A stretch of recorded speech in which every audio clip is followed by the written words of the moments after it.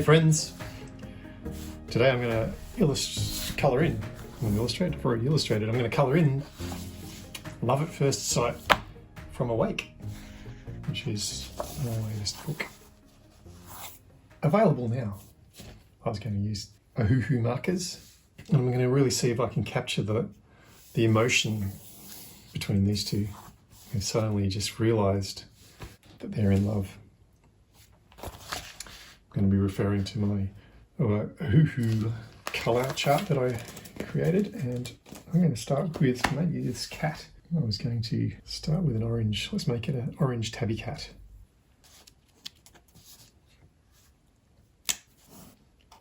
I'll start with the tail. It's a confined space.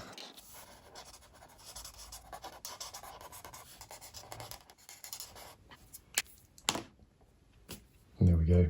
You notice that I allowed the top part to dry, so I've got a stripe now. Which is why I always say colour in a whole space all at once before, don't let anything dry. But that's all right, we can live with that. That's why I started with the tail, because this is a huge space to fill in with colour for a marker. I'm going to go with some French Vermillion, which is just a little bit darker. I'm going to get some shadow on here. I'm going to have the light coming from above, because when you fall in love, the light falls from above, doesn't it? Now, do I go with the thick one and think I can carry between the lines, or do I just go, I'm going to do it, I'm going to risk it, people.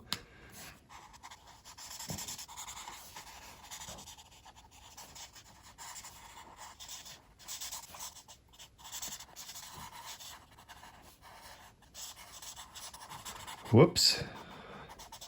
You may notice I've come a cropper there, but I was planning on colouring those in the darker colour, so it should be all right.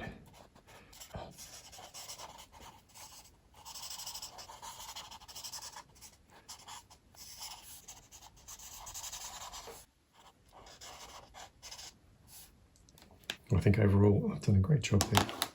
Let's keep going with the cat. I'm going to bring in some of that darker French Vermillion and just get some shadow lines from my light source from above. So I'm going to shadow things that go down. This is only really subtle, but I think it's worth doing.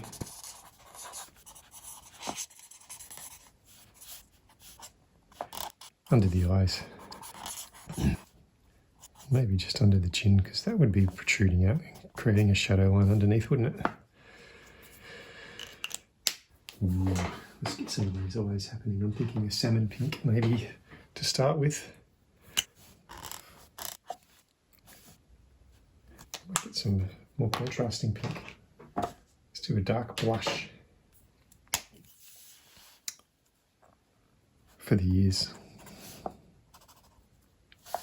and the nose. And I'm going to make that a tongue. I'll leave the little snout there white for the time being. And I might start bringing in some of the tabby stripes. I was thinking of using a burnt Sienna for the stripes. I was going to do them all. Just going to leave the tail white and the belly white. Make the stripes black. Not black, burnt Sienna.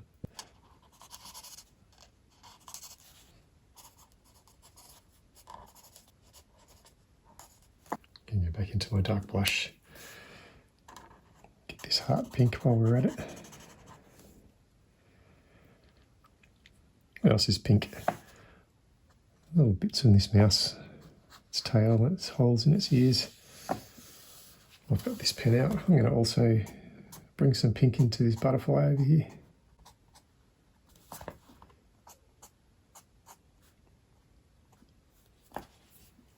Now I'm just playing with the idea of bringing in some warm grey 140. I might actually just do the whole thing. It might be too stark leaving it all white. So I'm just bringing in a really subtle warm grey, just to bring some colour into that space. Which means I'll bring in just a darker warm grey, maybe the 170 to bring some shadow.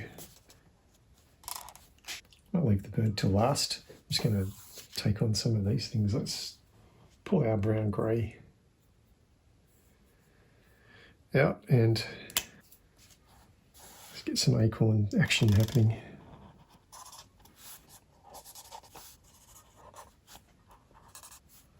Now I'm not sure what to do with this bird. Do I make it a pigeon slash brown and grey earth tone coloured bird, or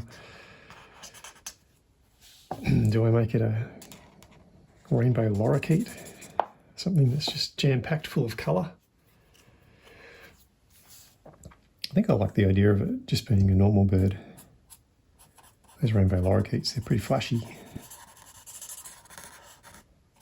I'm going to come back in with another brown but a bit darker. This is Walnut. Sort of ironic that I'm using Walnut to colour an acorn.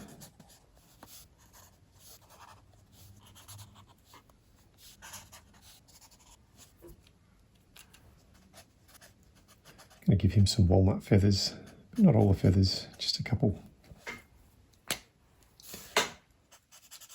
This is Pastel Peach.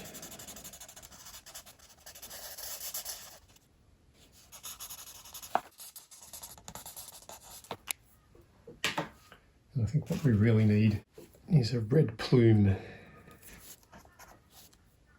I'm going to bring in my Canaria yellow for that beak. I was also thinking of doing that yellow.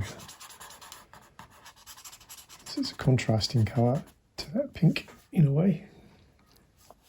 And I just want to bring some yellow into some of these little shapes. Also going to overpaint some of that pastel peach I did with some yellow. Just to pull that bird together a little bit more. And this is just my warm grey 140 and a warm grey 150. Actually, while I've got that warm grey 150 out, I'm going to add some shadows to these acorns. And add some shadows under these eyes.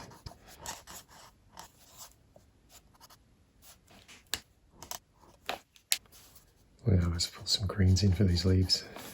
This is my pale green.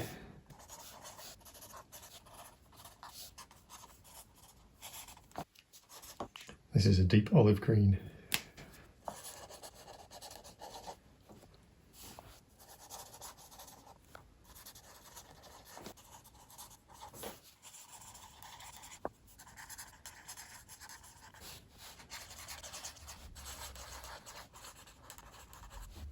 Well, we've got some,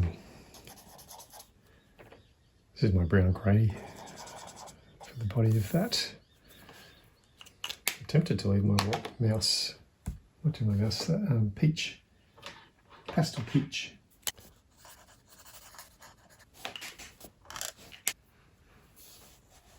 This is my warm grey 150. I'm just going to bring some shadows into these wings, into these eyes too.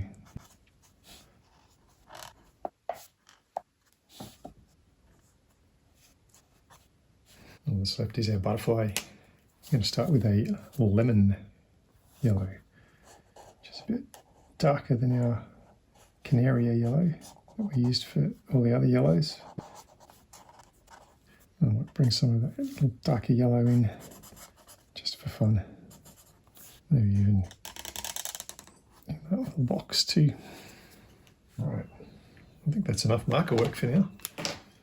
Bring in some coloured pencils. Here's my dark chrome yellow. And I'm just going to see if we can add some subtle textures as indicated by these little black specks. Which I think looks great. So I'm going to bring in some lighter dark cadmium yellow.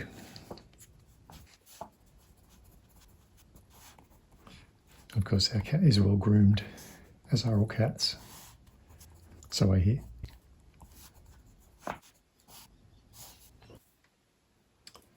I'm going to bring in a copper polychromos. See what that does to our little acorns.